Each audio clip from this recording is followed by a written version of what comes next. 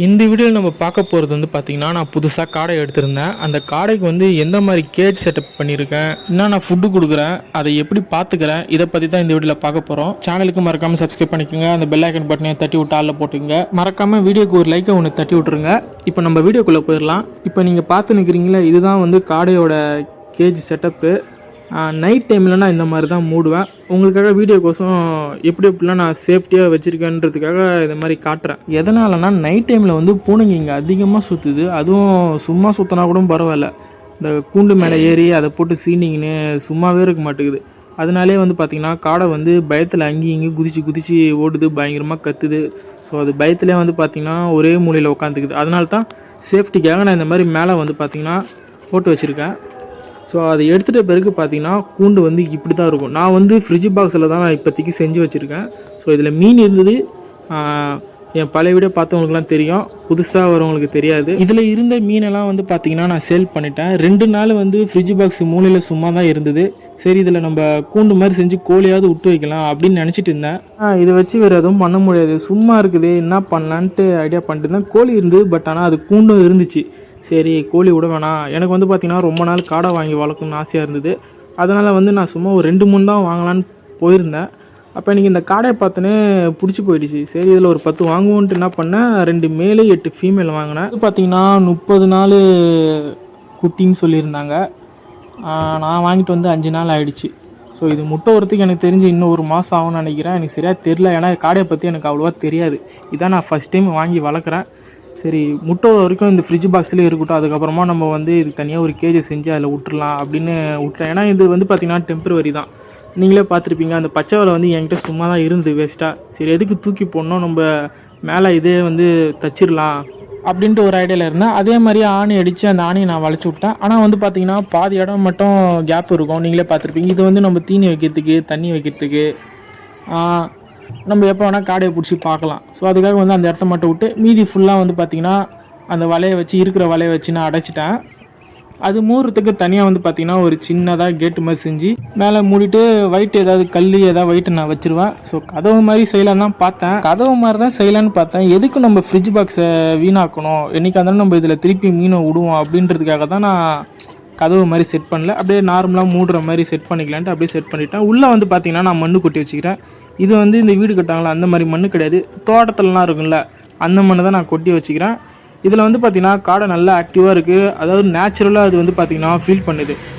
கோழி மாதிரியே வந்து சீண்டுது, எல்லாமே பண்ணுது கோழி மாதிரியே. ஸோ அதனால் வந்து பார்த்திங்கன்னா நானும் வந்து சரி கம்மியாக தான் கொட்டினேன் ஒரு டெஸ்டிங்காக. சரி, ஓகே, நல்லா தான் இருக்குன்ட்டு என்ன பண்ணேன், இன்னும் கொஞ்சம் மண் எடுத்துகிட்டு வந்து கொட்டிட்டேன். லாஸ்ட்டில் பார்த்துருப்பீங்களா, மேலே அந்த சைடில் மட்டும் நான் மண் கொட்டிருக்க மாட்டேன், எடுத்து வச்சுருக்கேன். ஆனால் நான் இன்னும் கொட்டலை. ஸோ பொறுமையாக கொட்டிக்கலான்ட்டு நான் அப்படியே விட்டுட்டேன். காடையை நான் வாங்கினதுக்கு காரணம் வந்து பார்த்திங்கன்னா வீட்டு தேவைக்கோ இல்லை பிஸ்னஸ்க்காகவோ இல்லை. நான் இதை வந்து ரொம்ப நாள் வளர்க்கணும்னு ஆசை. அதுக்கோசமோ இதை பற்றி நம்ம இன்னும் கற்றுக்கலாம் இதை வளர்த்து, அதனால தான் நான் இதை வாங்கினேன். ஸோ நீங்கள் இந்த வீடியோ பார்த்துட்டு இருந்தீங்கன்னா நான் பண்ண மாதிரி நீங்கள் பண்ணாதீங்க. இந்த ஃப்ரிட்ஜ் பாக்ஸில் கேஜ் செட்டப் பண்ணுறது, மண்ணு கொட்டி வைக்கிறது, ஸோ நான் கொடுக்குற ஃபுட்டு கொடுக்குறது, இந்த மாதிரிலாம் நீங்கள் பண்ணாதீங்க. நீங்கள் வந்து வீட்டு தேவைக்காக காடை வாங்கி வளர்க்கணுனாலும் இல்லை ஆசைக்காக வளர்க்கணும்னு நினச்சிங்கனாலும் காடை வாங்குகிற இடத்துல வந்து கேட்டுங்க. அவங்களே சொல்லுவாங்க இந்த மாதிரி ஃபுட்டு கொடுக்கணும், இந்த மாதிரி கேஜ் செட்டப் பண்ணணும், இந்த மாதிரி வளர்க்கணும், அவங்களே சொல்லுவாங்க. ஸோ அதைப்படியே நீங்கள் வந்து பார்த்திங்கன்னா காடையை வாங்கி வளங்க. நான் பண்ண மாதிரி இந்த வீடியோவில் காட்டின மாதிரியே பண்ணாதீங்க. இது எதுக்கு நான் காட்டுறேன்னா, இப்போ நீங்கள் பார்க்குறீங்களே இந்த கேஜில் தான் வந்து நான் காடையை வாங்கிட்டு வந்து ஒரு நாள் விட்டு வச்சுருந்தேன். அதுக்கப்புறமா இந்த ஃப்ரிட்ஜ் பாக்ஸில் செட் பண்ணிட்டேன். இது வந்து புறாக்காக நான் இந்த கேஜ் செஞ்சேன். காடைக்கு வந்து இந்த கேஜ் செட் ஆகாது. ஒரு நாளைக்கு விட்டு வச்சுருந்தேன், அதுக்கப்புறமா நான் இதில் விட்டுட்டேன். ஃப்ரிட்ஜ் பாக்ஸில் காடை வந்து செட் ஆச்சுன்னா, ரிசல்ட்டு நல்லா இருந்துச்சுன்னா நான் உங்களுக்கு வந்து பார்த்திங்கன்னா இதை வந்து சொல்லுவேன். ஓகே, இந்த ஃப்ரிட்ஜ் பாக்ஸில் வந்து காடை நல்லா இருக்குது, செட் ஆகுது அப்படின்னு சொல்லுவேன். ஸோ இது வந்து இப்போ தான் நான் வாங்கி விட்டுக்கிறேன். ஸோ இது ரிசல்ட்டு வந்து ஓகேவாக இருந்தால் மட்டும் தான் நான் உங்களுக்கு வந்து இதை சஜஷன் பண்ணுவேன், இல்லைனா நான் பண்ண மாட்டேன். முன்னாடி சொன்ன மாதிரி தான், காடை வாங்கி நீங்கள் வளர்க்கணும்னு ஆசைப்பட்டால் வாங்குகிற இடத்துல வந்து என்ன பண்ணோம் ஏது பண்ணணும்னு கேட்டுங்க. இந்த காடையை பற்றி எனக்கு அவ்வளோவா தெரியாது, நான் ஃபஸ்ட் டைம் வளர்க்குறனால. இப்போ கூட பார்த்துருப்பீங்கன்னா உள்ளே வந்து ஃப்ரிட்ஜ் பாக்ஸில் மண் கொட்டி வச்சுருப்பேன்.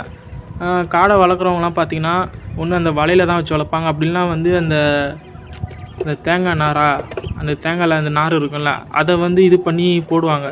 ஒரு சில பேர் மரத்தூள் போடுவாங்க. நான் அதை யூஸ் பண்ணல, மண் கொட்டி எப்படி இருக்குது அதை பார்க்கறதுக்காக தான் நான் வந்து பார்த்திங்கன்னா உள்ளே மண் போட்டு வச்சுக்கிறேன். நான் கொடுக்குற ஃபுட்டு என்னென்னு பார்த்தீங்கன்னா, இந்த குண்டு கம்பு, அப்புறம் நாட்டு கம்பு சின்னதாக இருக்குல்ல, அந்த நாட்டு கம்பு, தெனை இது 3த்தையும் நான் அரைச்சி, அதாவது பவுட்ரு மாதிரி அரைக்காமல் சாப்பிட்ற அளவுக்கு அந்த மாதிரி சைஸில் வந்து நான் மிக்சியில் அரைச்சி நான் இப்போ கொடுத்துன்னுக்கிறேன். இப்போ வந்து பார்த்திங்கன்னா கொஞ்சம் கொஞ்சமாக தான் எடுக்க ஆரம்பிக்குது.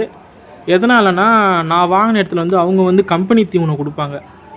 அது குட்டிலேருந்து அது அதே சாப்பிட்டு பழகினால நம்ம அங்கேருந்து இங்கே எடுத்துகிட்டு வரும்போது நம்ம கொடுக்குற ஃபுட்டு வந்து புதுசாக இருக்கனால அது சாப்பிட்டு பழகிறதுக்கு கொஞ்சம் டைம் ஆகும். ஸோ அதனால் வந்து கொஞ்சம் கொஞ்சமாக தான் இப்போ என்கிட்ட வந்து சாப்பிட்னு இருக்குது. அதே மாதிரி முருங்கைக்கீரை இப்போ தான் நான் போட்டேன். அதுவும் கொஞ்சம் லைட்டாக வந்து சாப்பிட ஆரம்பிக்குது. ஏன்னா அங்கெல்லாம் இது பார்த்துருக்குமான்னு என்னன்னு தெரியல எனக்கு. அது இப்போ தான் கொஞ்சம் கொஞ்சம் லைட்டாக வந்து பார்த்திங்கன்னா சாப்பிட ஆரம்பிக்குது. இதை தவிர நான் வேறு எதுவுமே கொடுக்கல. அப்புறம் வந்து பார்த்திங்கன்னா தண்ணி வந்து நான் ஒரு 5 டைமாவது மாற்றிடுவேன். எதனாலனா அது மண்ணில் வந்து கோழி சீண்டுற மாதிரியே சீண்டுதில்ல, அதில் இருக்கிற மண்ணெலாம் வந்து இந்த தண்ணியில் ஊந்துது. அதனால் வந்து பார்த்திங்கன்னா நான் 5 வேளையும் வந்து நான் தண்ணியை மாற்றிடுவேன். தீனி வந்து பார்த்திங்கன்னா காலையில் ஒரு தடவை கொடுத்துருவேன், சாயங்காலம் ஒரு தடவை கொடுத்துருவேன். தீனி அதில் இருக்கும், பட் இருந்தாலும் அதில் வந்து மண் இருக்கிறதுனால அதை நான் எடுத்துகிட்டு கோழிக்கு போட்டுருவேன். கோழி வந்து சாப்பிட்றா, அப்படி இல்லைனா புறாக்கு போட்டுருவேன். அதில் மண் இருக்கிறதுனால சாயங்கால டைமில் நான் வேறு தீனியை வந்து புதுசாக நான் போட்டுருவேன். இப்போ வந்து பார்த்திங்கன்னா லாஸ்ட்டில் மண் இருக்கும். நான் இந்த வீடியோ எடுக்கும்போது தான் நான் அந்த மண்ணை நான் கொட்டினேன். நம்ம வந்து ஒரு நாள் குட்டி அப்படி இல்லைனா முட்டையை வாங்கிட்டு வந்து அதை அடக்காத்து பொறிக்க வச்சு இந்த மாதிரி நம்ம வளர்த்தாக்கா நம்ம வந்து நம்மளுக்கு தகுந்த மாதிரியே அதுக்கு ஃபுட்டு கொடுக்கறதுக்கு பழகிக்கலாம். ஏன்னா வந்து அது குட்டியில் இருக்கும்போதே நம்ம அந்த மாதிரி ஃபுட்டு கொடுத்து பழகிடுவோம். அதனால் வந்து அது சாப்பிடும். நம்ம அங்கேருந்து வாங்கிட்டு வந்தனால அது கொஞ்சம் சாப்பிட்றதுக்கு டைம் ஆகும். இது மட்டும் கிடையாது, நீங்கள் எந்த பேர்ட்ஸ் வாங்கினாலும் இல்லை மீனே வாங்கினாலும் சரி, வாங்குகிற இடத்துல வந்து பார்த்திங்கன்னா அவங்க வேறு கொடுத்துட்டு இருப்பாங்க.